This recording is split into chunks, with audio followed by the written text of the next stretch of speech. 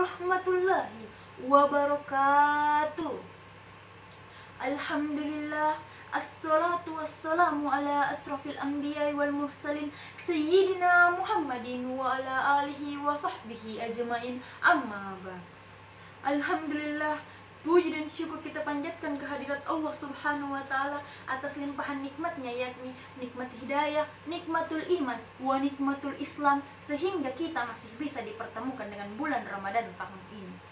Salawat serta salam semoga tetap tercurahkan kepada kehariban kita, baginda Habibana wa Nabiyana wa Maulana Muhammad sallallahu alaihi wasallam, Nabi yang telah membawa kita dari gelapnya zaman jahiliyah menuju zaman Islamiyah yang terang benderang seperti saat ini. Dialah Muhammad yang merobek bendera kekafiran dan kekufuran, lalu mengibarkan bendera yang berlafazkan La ilaha illallah Muhammadar Rasulullah. Berdirinya saya di sini bukan untuk memamerkan wajah dan penampilan saya, tetapi berdirinya saya di sini untuk menyampaikan sepatah kata yang insya Allah akan bermanfaat bagi kita semua. Adapun judul ceramah yang akan saya bawakan yaitu keutamaan bulan suci Ramadan di tengah pandemi. Ramadan di situasi pandemi tentu saja menjadikan bulan suci ini berbeda dengan tahun-tahun sebelumnya. Salah satu hal yang tidak lagi kita nikmati yaitu sholat berjamaah di masjid. Walaupun sudah new normal, tetapi jamaahnya masih dibatasi. Namun hal ini sekiranya tidak mengurangi rasa syukur kita dan hikmat kita dalam beribadah kepada Allah Subhanahu wa Ta'ala. Sebagaimana kita ketahui bersama bahwa bulan Ramadan adalah bulan yang paling mulia. Jamaah, oh jamaah, kenapa bulan Ramadan dikatakan bulan yang paling mulia? Karena di dalamnya terdapat kebaikan-kebaikan dan fadilah-fadilah, diantaranya yaitu sholat tarawih plus sholat witir, puasa sebulan penuh, Lailatul Qadri, doanya dikabulkan, amalnya dilipat gandakan, pintu surga dibuka, pintu neraka ditutup, setan-setan dirantai, dan siksa kubur dihentikan, dan masih banyak lagi keutamaan-keutamaan yang tidak bisa saya sebutkan satu persatu. Inilah keutamaan yang dimiliki oleh bulan Ramadan yang tidak terdapat di bulan-bulan yang lainnya. Dan andai kata seluruh manusia di muka bumi ini mengetahui keutamaan-keutamaan yang dimiliki di bulan Ramadan, tentu saja mereka menjadikan seluruh bulan sebagai bulan Ramadan. Sebagaimana yang dijelaskan oleh Rasulullah, seandainya seluruh manusia mengetahui kebaikan-kebaikan yang terkandung di dalam bulan suci Ramadan, maka tentunya mereka akan menjadikan bulan Ramadan berlaku sepanjang masa. Inilah keutamaan yang dimiliki oleh bulan Ramadan yang tidak terdapat di bulan-bulan lainnya. Jadi alangkah ruginya bagi kita yang tidak meluangkan waktu dan kesempatan kita untuk berlomba-lomba dalam hal kebaikan yang dilipat gandakan pahalanya oleh Allah Subhanahu wa Ta'ala. Karena saya yakin di antara kita semua yang ada di sini tidak ada jaminan bagi kita semua masih bisa meraih dan mendapatkan Ramadan yang akan datang atau di tahun depan. Hadirin yang dirahmati oleh Allah. Oleh karena itu, kapan lagi kalau bukan tahun ini? Siapa lagi kalau bukan kita?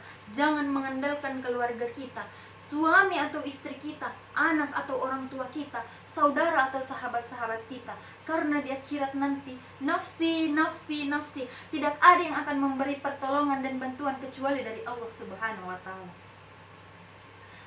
Memang bulan Ramadan ini adalah bulan yang paling mulia, tetapi kemuliaannya tergantung dari manusia, apakah ia memuliakannya atau tidak.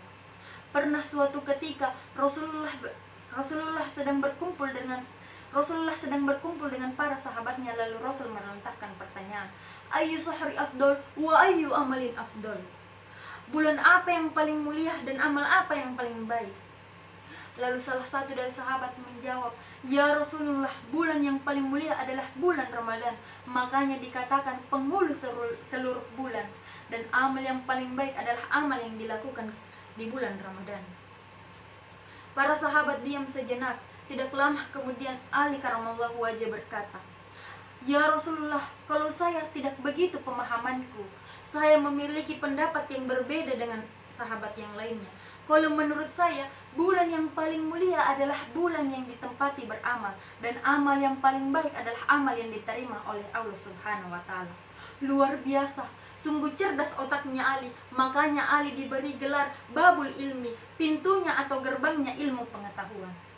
Hadirin yang berbahagia, kata Ali, biar bulan Ramadan kalau kita tidak mempergunakan waktu kita untuk beramal, itu juga tidak baik di sisi kita. Biar kita beramal, kalau amal kita tidak diterima oleh Allah Subhanahu wa Ta'ala, itu juga tidak baik bagi kita. Hanyalah orang-orang yang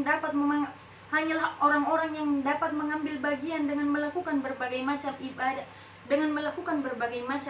di bulan Ramadan ini. Contohnya berpuasa, bersedekah, berzakat, sholat tarawih, membaca Al-Quran, menyantuni fakir miskin, dan memberi makan kepada orang-orang yang berbuka puasa. Orang-orang inilah yang akan mendapatkan keuntungan dari Allah Subhanahu wa Ta'ala.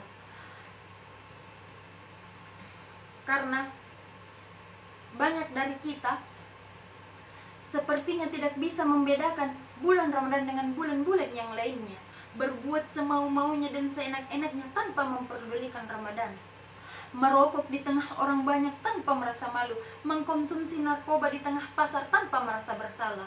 Jamaah, oh jamaah, apa itu narkoba? Narkotika atau obat dan bahan yang berbahaya. Tapi narkoba yang saya maksud di sini yaitu kepanjangan dari nasi, kondro, dan bakso. Ada juga ibu-ibu kalau pagi pergi di rumahnya tetangganya magosip, menceritakan kejelekan dan keburukan dari saudaranya. Kata Bang Napi, waspadalah, waspadalah, dan waspadalah. Kesimpulan, marilah kita tingkatkan amal ibadah kita di bulan Ramadan ini. Semoga nantinya kita keluar dari bulan Ramadan dalam keadaan bersih dari dosa. Amin ya Rabbal Alamin. Mohon maaf apabila ada salah kata. Wabillahi taufiq wal hidayah. Wassalamualaikum warahmatullahi wabarakatuh.